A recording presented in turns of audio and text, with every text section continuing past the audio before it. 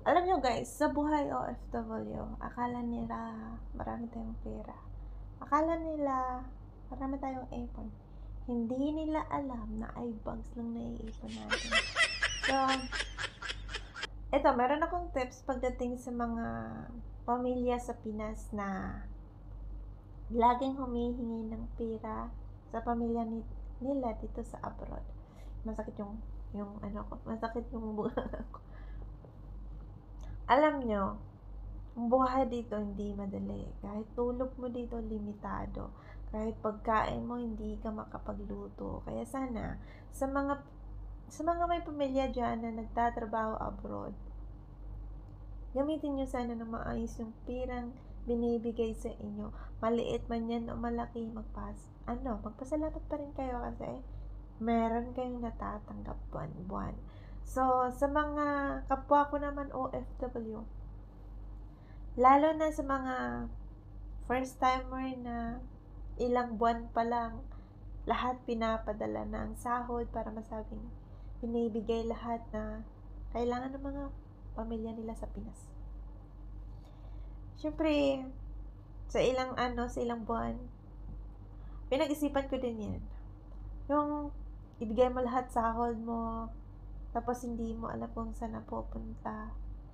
Isipin mo, sa 2 taon na contract mo dito, kung ang sahod mo lang ay, syempre kapag first timer tayo, hanggang 20 lang yan, 21 to 22, depende sa palitan. So, kahit maka 20 ka na lang.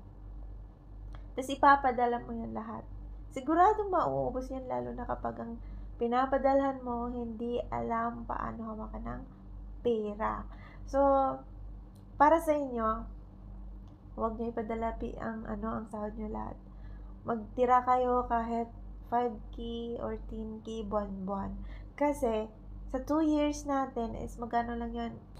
So, sa 2 taon, hindi naman lahat naiipon mo yan. So, depende pa rin sa'yo kung magkano ang gusto mo ipunin buwan-buwan. Kaya, kung ayaw mo bumalik sa dati, kung ayaw mo magsimula, kung ano yung mga trials or yung mga hirap na pinagdaanan mo nung unang process mo pa lang, kung ayaw mo yung maranasan, syempre kahit ako, danas ko rin yan, yung walang-wala ka talaga. Ang pakiramdam na maghahanap ka ng trabaho, magkaroon lang ng allowance para sa processing mo, magkaroon ng pagkain. So, isipin mo yun, yung hirap at pagod mo sa processing, tapos hindi mo tinitipid ang pera na sinasahod mo buwan-buwan.